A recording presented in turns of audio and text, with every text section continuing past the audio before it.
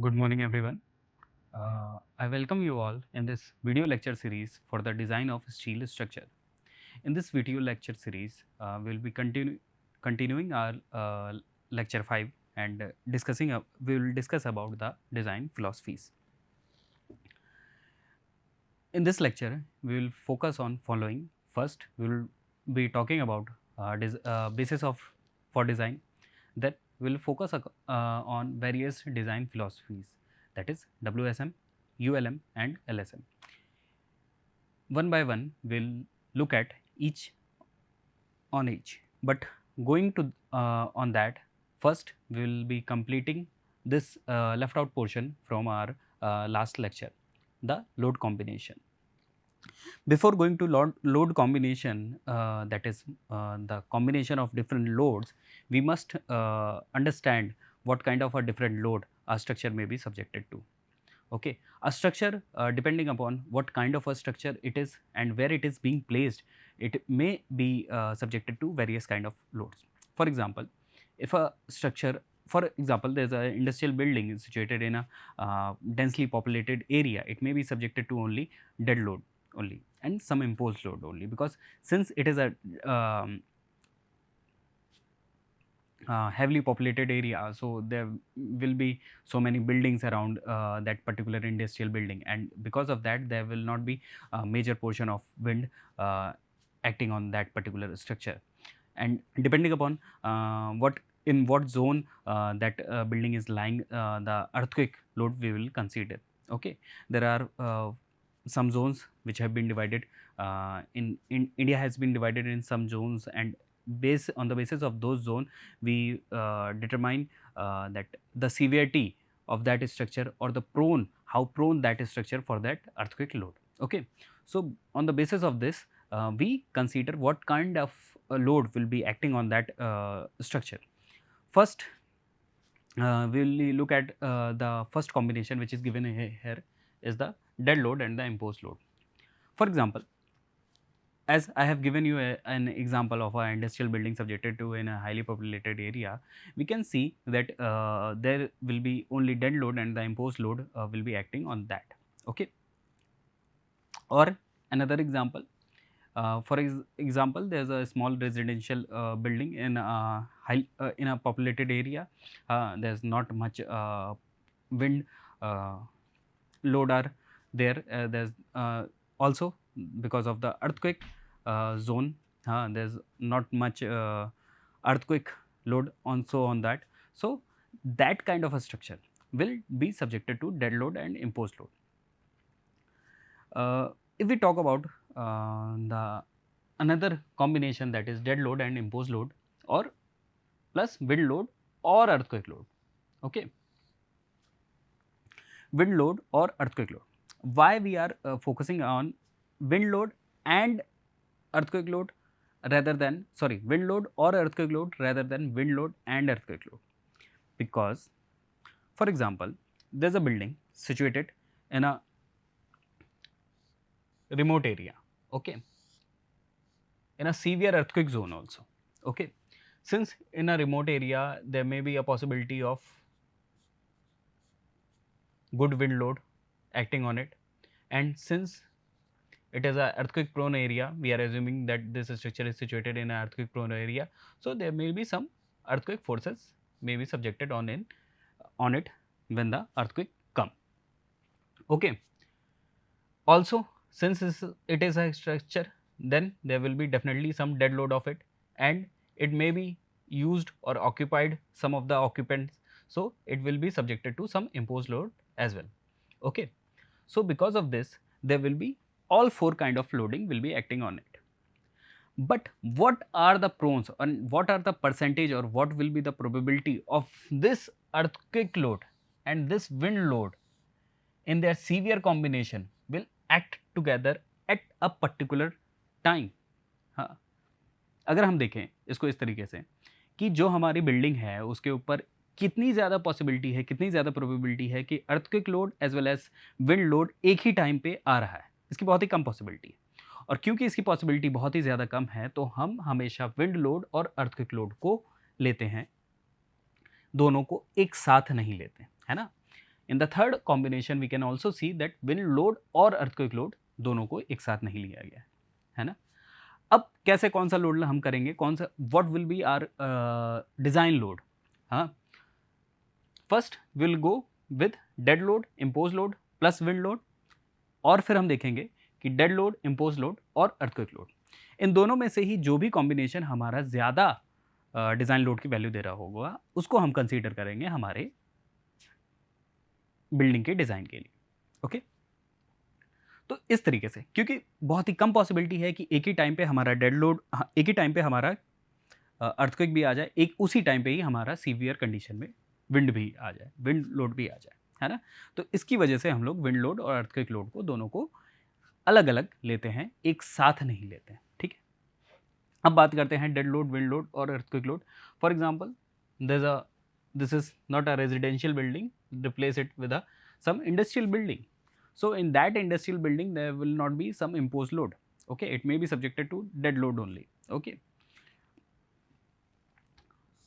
for example, there's a shed, okay, or a storage house, okay, in such places there will not be significant imposed load, okay, or there will not be any imposed load, okay. So in such cases we go for the dead load and the wind load or earthquake load combination.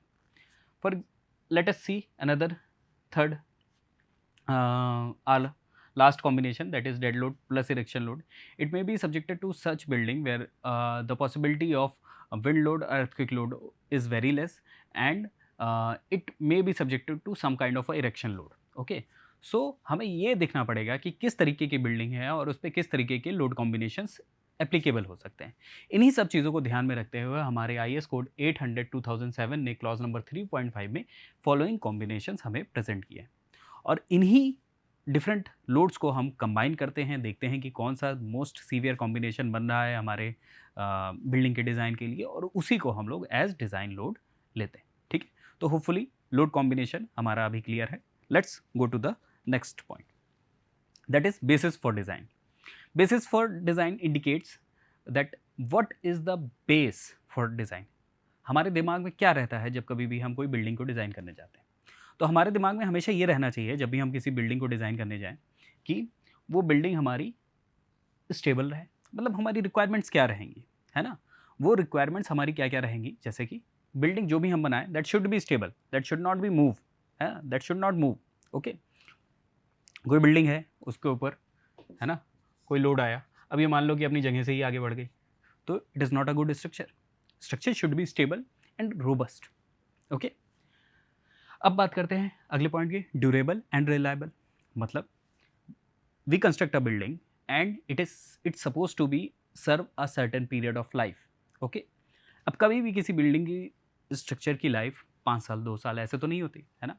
हमेशा building के structure की life 50 साल 100 साल 150 साल इस तरीके से होती है। तो इन 150 साल के पीरियड में, इस 100 साल के पीरियड में बिल्डिंग हमारी ड्यूरेबल रहे, है ना, 100 साल तक वो अपना पूरा जो भी उसका पर्पस है वो सर्व कर पाए, है ना, कोई भी कोलैप्स ना हो, कोई भी उसके अंदर डैमेज ना हो, है ना। तो it should be durable as well as reliable. Reliable का क्या सेंस है कि हमारे अंदर कॉन्फिडेंस है कि ये बिल्डिंग के अंदर कोई भी डैमेज नहीं होगा, है ना, हम उसके ऊपर भरोसा कर पा रहे हैं, है ना। तो in that sense it should B reliable. तो जब भी हम किसी स्ट्रक्चर को डिज़ाइन कर रहे हैं, our target will be that the designed structure should be durable as well as reliable. अब बात करते हैं अगले की, adequate resistance against misuse and fire. We can see in most of the structures the occupants do not follow certain rules. Okay, there may be some mishappening. Okay, for example, there may be some fire event. Okay, so in such cases the building must not lose its performance। मतलब building को जिस particular purpose के लिए बनाया गया है, for example एक building को मान लो कोई थिएटर है, उसके ऊपर एक छत है ना, there is a big theatre and people are sitting over here. हाँ, अब इसके अंदर अगर कुछ फायर का इवेंट हो जाता है तो हम ये कभी भी नहीं चाहेंगे कि इसका छत ऐसे सैग कर जाए, है ना, गर्मी की वजह से। तो इसकी वजह से हमारी कोशिश ये रहेगी कि वो जिस उसके अंदर अगर कुछ मिसयूज़ हो रहा है या कोई ऐसे फायर के इवेंट हो रहे हैं या कुछ भी हैपनिंग हो रही है तो उसके अंदर भी वो एडिक्वेट रेजिस्टेंस शो कर सके, ठीक है।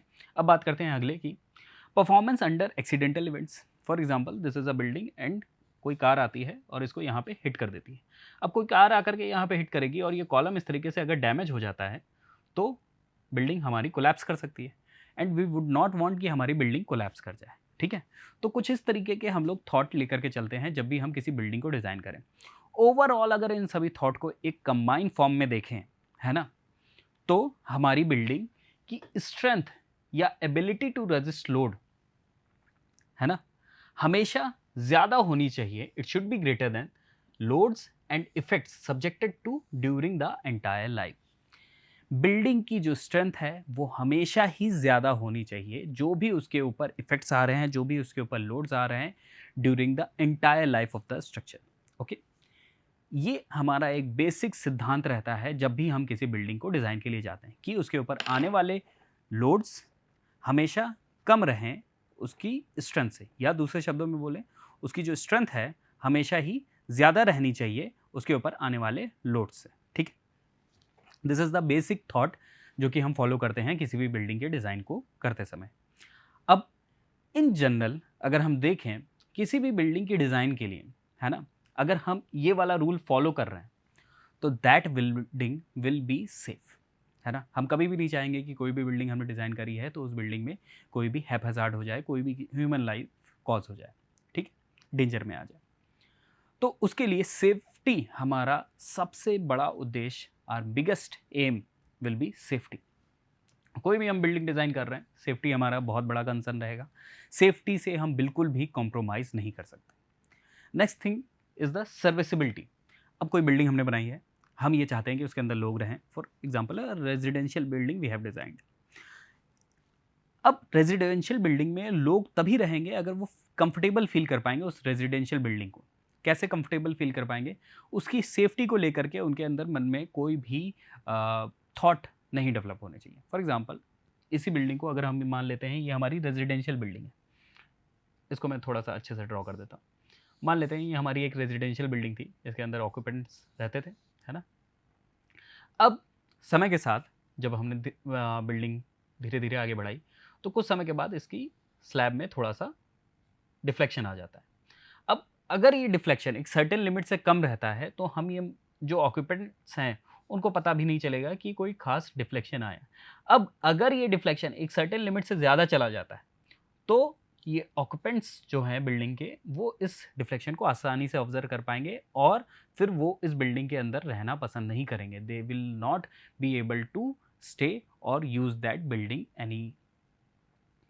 तो अब क्या होगा, क्योंकि ये बिल्डिंग जिस तरीके से जिस पर्पस के लिए हमने बनाई थी वो अपना पर्पस सर्व नहीं कर पाएगी क्योंकि वो अब सर्विसेबल नहीं रही है। भले ही ये बिल्डिंग कोलैप्स नहीं करेगी, सेफ है अभी भी हम समझ रहे हैं पूरी तरीके से, बट ये अब अपने पर्पस को सर्व नहीं कर पाएगी। तो अब इसकी जो सर्विसिबिलिटी है वो कॉम्प्रोमाइज़ हो जाएगी, तो बिल्डिंग अब हमारे किसी काम की नहीं रह जाएगी। तो हमेशा हमें फोकस ये भी करना चाहिए सेफ्टी के बाद जो हमारी अगली प्रायोरिटी रहेगी कि बिल्डिंग अपना जिस पर्टिकुलर जिस इंटेंडेड पर्पस के लिए हमने डिज़ाइन किया है that should be done. Okay, तो building should be serviceable. Now the third point is economy. whenever we design any building we also focus on the economy. Okay, economy is very important part. अच्छा designer, अच्छा building designer वही होता है जो कि structure को कम से कम कीमत में डिज़ाइन कर सके। अब मान लो कि आपने ये पर्टिकुलर बिल्डिंग बनाई है, अब इसमें ज़रूरत से कहीं ज़्यादा आप डायमेंशन के कॉलम लगा देते हैं, ज़रूरत से कहीं ज़्यादा डायमेंशन के आप बीम लगा दे रहे हैं, तो obviously it will be safe, it will be serviceable for the entire life, but will it be economical? It will not. Okay, तो ज़रूरत से ज़्यादा अगर आप कहीं पे सोर्सेस आप लगा दे रहे हैं तो उसका कोई सेंस नहीं बन जाता है। ठीक है, तो इकोनॉमी भी बहुत इंपॉर्टेंट रोल प्ले करती है। तो जब भी हम बिल्डिंग को डिज़ाइन करते हैं तो हमारा होल सोल मोटो ये रहता है कि बिल्डिंग हमारी सेफ रहे, अपना अपनी सर्विस दे सके जो भी उसकी इंटरनल लाइफ है, और कम से कम दाम में, कम से कम कीमत में, कम से कम इकोनॉमी में हम उसको बना सकें। Okay, so this is the in general thought we have whenever we design any structure और बिल्डिंग। अब कैसे हम बिल्डिंग को अगर इकोनॉमिकल बना रहे हैं तो बिल्डिंग इकोनॉमिकल कैसे होगी? कम से कम उसमें हम मटेरियल लगाएं। मटेरियल कम से कम लगाएंगे, इसका मतलब ये है कि जो हमने ये कॉलम बनाए थे, ये डायमेंशंस दी थी, है ना, इसकी कम से कम डायमेंशंस है। डायमेंशंस कम से कम आएंगी यानी कि ये मटेरियल हमारा लाइट रहे। तो ये मटेरियल हम कैसे यूज़ कर रहे हैं, how we are utilizing our material, on the basis of this we have proposed 3 design philosophies. किस तरीके से हम अपने मटेरियल को किस लेवल पे ले जाकर के यूटिलाइज़ कर पा रहे हैं, इसके बेसिस पे 3 डिज़ाइन फिलॉसफीज़ हमें देखने को मिलती हैं। पहली मिलती है इलास्टिक और वर्किंग स्ट्रेस मेथड, दूसरा मिलता है प्लास्टिक और अल्टीमेट लोड मेथड, तीसरा हमें मिलता है लिमिट स्टेट मेथड और एलएसएम। ये शॉर्ट फॉर्म है WSM, ULM and LSM. Okay, एक-एक करके देखते हैं कि elastic method, working stress method क्या रहता है, अल्टीमेट लोड मेथड और लिमिट स्टेट मेथड क्या रहता है। बात करते हैं इलास्टिक और वर्किंग स्ट्रेस मेथड की। Working stress method as its name indicates that it deals with the working stress. What is the working stress? Working stress वो स्ट्रेस रहेगा जो कि हमारी बिल्डिंग पे normal day to day routine में आ रहा है ना। उस स्ट्रेस को अगर हम कंसीडर कर करके चल रहे हैं, है ना, तो उसके हिसाब से अगर हम बिल्डिंग को डिज़ाइन कर रहे हैं तो वो वर्किंग स्ट्रेस मेथड के हिसाब से जाएगी। Working stress method is the oldest systematic and analytical design method, सबसे पुराना मेथड है ये।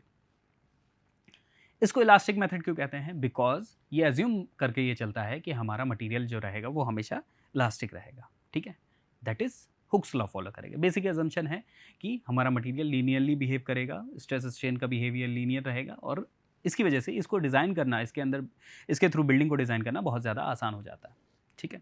एक और पॉइंट है यहाँ पे, the basis of this method is that the permissible stresses are not exceeded anywhere in the structure when it's subjected to the worst combination of the working loads.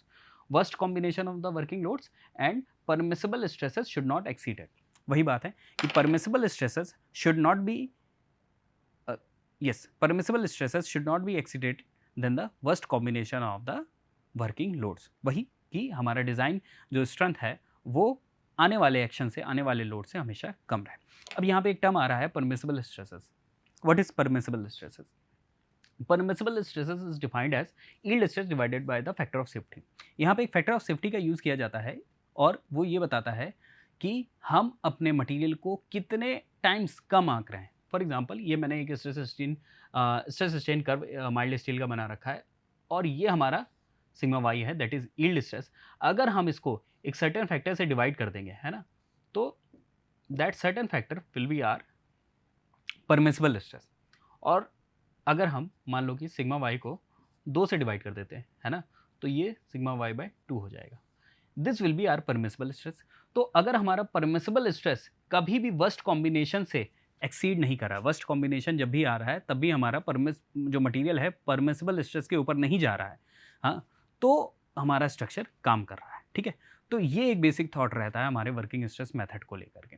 अब इसके चलते हम क्या कह सकते हैं कि क्योंकि हमने हुक्स लॉ को फॉलो किया है, इसलिए जो हमारे एडवांटेजेस रहेंगे इस मेथड के, दैट विल बी कि ये मेथड हमारा बहुत ज़्यादा सिंपल रहेगा, रिलायबल रहेगा, क्योंकि हमने मटेरियल को इस पर्टिकुलर स्टेट से ऊपर ज़्यादा जाने ही नहीं दिया है। हमारे मटेरियल में जो स्ट्रेस की वैल्यू है वो इसके ऊपर गई नहीं है। अब हमारा मटेरियल हकीकत में फेल तो इस स्ट्रेस पे होगा, एफ वाले पॉइंट पे आकर के फेल होगा, बट हमने इसके ऊपर ज़्यादा ही स्ट्रेस जाने ही नहीं दिया। जब इसके ऊपर कभी स्ट्रेस गया ही नहीं है तो हमारा मटेरियल कभी फेल नहीं होगा, और हमारा मटेरियल कभी फेल नहीं होगा तो हम बहुत ज़्यादा रिलाई कर सकते हैं अपने डिज़ाइन स्ट्रक्चर के ऊपर। अब बात करते हैं डिसएडवांटेजेस के लिए। डिसएडवांटेजेस क्या हो जाएंगे? आप कोई बीम लेकर के आएगा, वो 100 किलो न्यूटन लोड लेगी, तब जाकर के वो एफ पॉइंट पे पहुंचेगी, और क्योंकि आपने उसको इस स्ट्रेस तक रोक दिया है तो आप उसके ऊपर कभी भी 20 किलो न्यूटन से ज़्यादा लोड लगाएंगे ही नहीं। एक एग्जांपल ले रहा हूँ मैं, 100 किलो न्यूटन और 20 किलो न्यूटन। तो जब 20 किलो न्यूटन के ऊपर आप कभी लोड नहीं लगा रहे हैं तो मटेरियल की स्ट्रेंथ आप 100 किलो न्यूटन है, तो मटेरियल आप क्या कर रहे हो, उसको कम आंक करके चल रहे हो, you are underestimating the material strength. और इसके चलते क्या होता है, आपका जो मटेरियल होता है या जो स्ट्रक्चर होता है वो फाइनली उसकी डिज़ाइन बहुत ही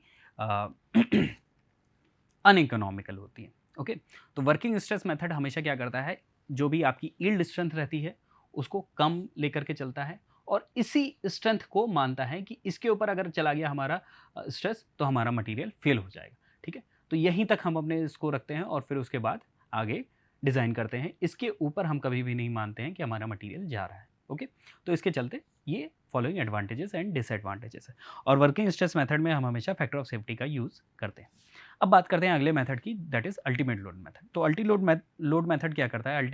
अल्टीमेट लोड मेथड हमारी जो वर्किंग स्ट्रेस मेथड की कमी थी कि हम मटेरियल को केवल और केवल यहीं तक यूज़ कर रहे थे, यहाँ तक यूज़ नहीं कर रहे थे या यहाँ तक यूज़ नहीं कर रहे थे, उसको दूर करता है।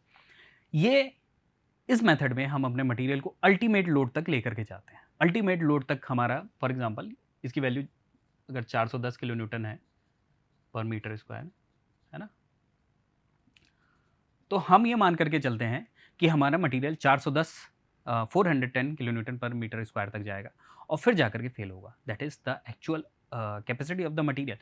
तो इसमें हम अपने मटेरियल को बहुत अच्छी तरीके से यूटिलाइज़ करते हैं, जिसकी वजह से हमारा जो डिज़ाइन होता है वो हाईली इकोनॉमिकल होता है। एज़ वेल एज़ जब हमारा मटेरियल, अच्छा इसमें एक बहुत ज़्यादा इंपॉर्टेंट बात ये है कि क्योंकि हम वर्किंग स्ट्रेस मेथड में गए थे, तो हमारा जो इस स्ट्रेस के करस्पॉन्डिंग जो स्ट्रेन आ रहा था, है ना? वो बहुत कम आ रहा था। बट क्योंकि हम अल्टीमेट लोड मेथड में इस वाले स्ट्रेस तक जाते हैं और इस वाले स्ट्रेस के करस्पॉन्डिंग जो स्ट्रेन है, वो बहुत ही ज़्यादा होता है ना? मतलब मान लो कि ये फॉर एग्ज़ाम्पल आपकी कोई पर्टिकुलर रॉड है, अगर आप इसको डब्ल्यूएसएम के हिसाब से डील करेंगे, तो इसमें जो स्ट्रेन आएगा वो बहुत ही कम आएगा। और अगर आप इसको अल्टीमेट लोड मेथड के हिसाब से डिज़ाइन करेंगे या स्ट्रेच करेंगे, तो इसमें जो स्ट्रेन आएगा वो बहुत ज़्यादा आएगा। अब स्ट्रेन बहुत ज़्यादा आएगा तो डिफ्लेक्शन बहुत ज़्यादा आएगा, है ना? डिफ्लेक्शन बहुत ज़्यादा आएगा तो ये बिल्डिंग सर्विसेबल नहीं रह जाएगी।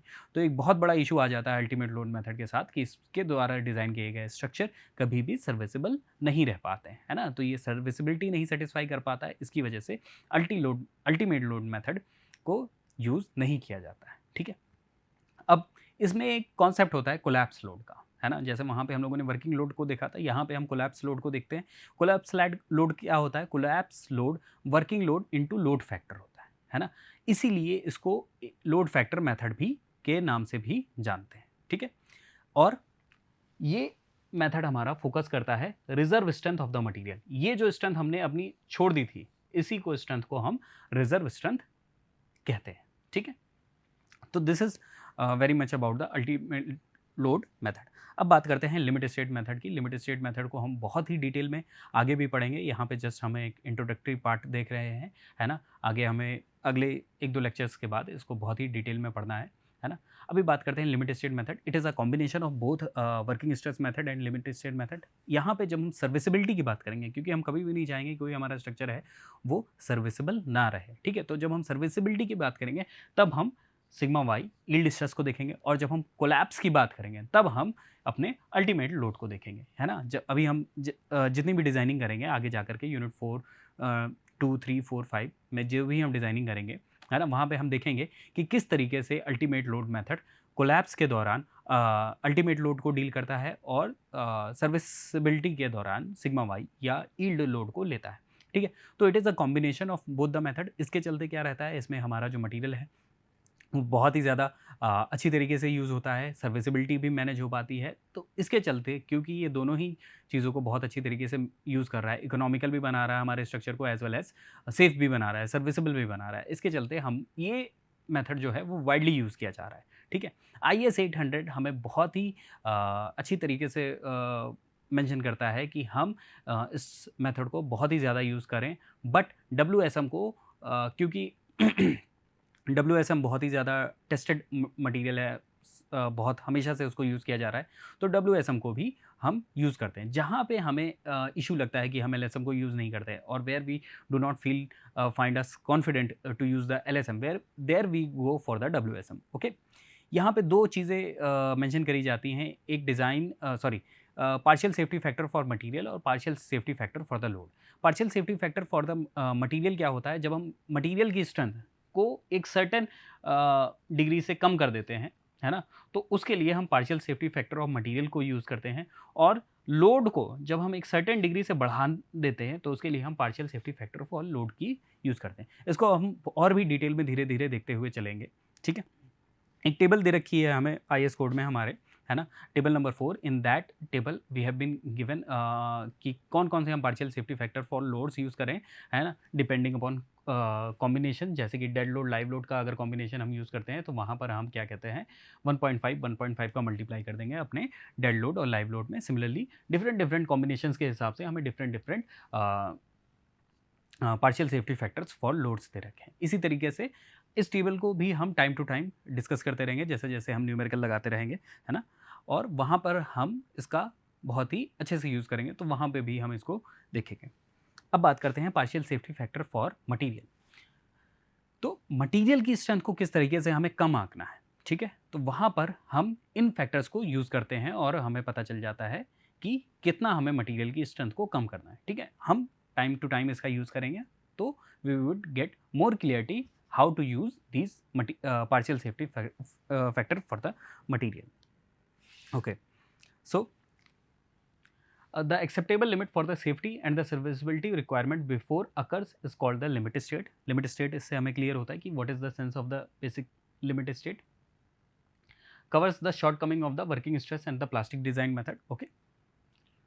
Suggest. Okay.